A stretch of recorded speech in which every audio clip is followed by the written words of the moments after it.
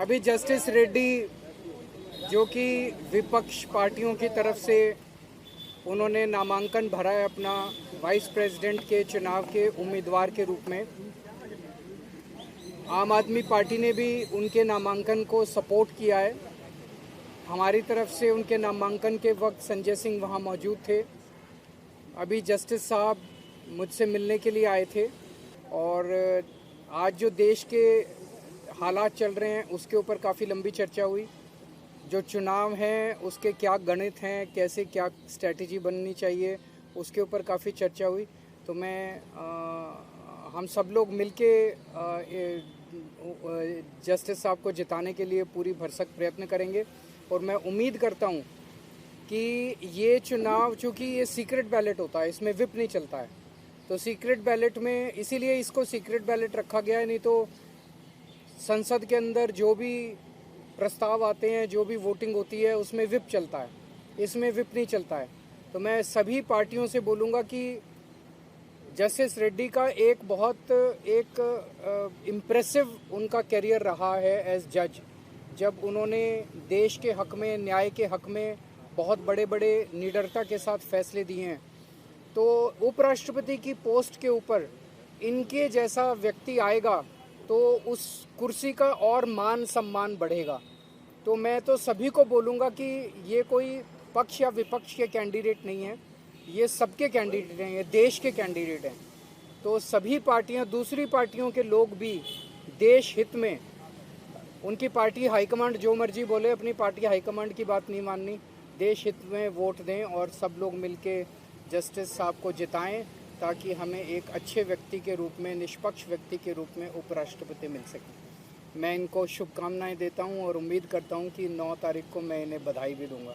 बहुत बहुत शुक्रिया। कल केजरीवाल जी उनके नुमाइंदे को मीटिंग में भेजे थे, संजय सिंह साहब को। वहाँ पे सपोर्ट मेरे कैंडिडेट के लिए डिक्लेयर करे थे। मैं उनका बहुत आभारी हूँ। I have come here to express my gratitude for his graciousness to support my candidature. अभी केजरीवाल जी जो बताए थे, यही बात मैं 2 दिन से बात कर रहा हूँ कि मैं कोई पॉलिटिकल पार्टी का आदमी नहीं हूँ, कोई पॉलिटिकल पार्टी में मैं सदस्य नहीं हूँ। और उपराष्ट्रपति की जो ऑफिस है वो पॉलिटिकल ऑफिस नहीं है। काफ़ी लोगों को गलत फहमी है। It's a high constitutional office which is required to be independent and autonomous, impartial, which are the qualities of a judge. And that's the reason why I have accepted the request made by some of friends and ably supported, endorsed by a veteran leader like Sri Arvind Kejriwal ji. I have come here to express my gratitude as he extended his solidarity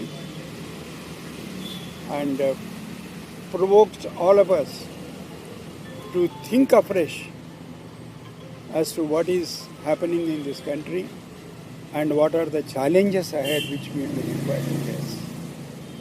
I am going to be one among them, of the concerned citizens of this country, not associated with any political party. Dhanyawad. Thank you. What about Andhra Pradesh? What about Andhra Pradesh? What are your expectations? Sir, I can't speak on behalf of the leadership in Andhra Pradesh, but as I have come to request Sri Kejriwal ji, I hope I would make such an appeal to all of them, irrespective of the political affiliation of the country. मैं समझता हूँ कि justice साहब आंध्र प्रदेश के हैं, तेलुगु हैं, और ये आंध्र प्रदेश और तेलंगाना के लोगों के लिए एक तेलुगु प्राइड का बहुत बड़ा मुद्दा है। पूरे तेलुगु समाज के लिए ये एक बहुत प्राइड का मुद्दा है। तो मैं समझता हूँ कि दोनों राज्यों से, आंध्र प्रदेश से भी और तेलंगाना से भी, वहाँ की जितनी पॉलिटिकल पार्टीज़ हैं वो पार्टी से ऊपर उठ के देश के लिए और तेलुगु प्राइड के लिए वोट देंगे।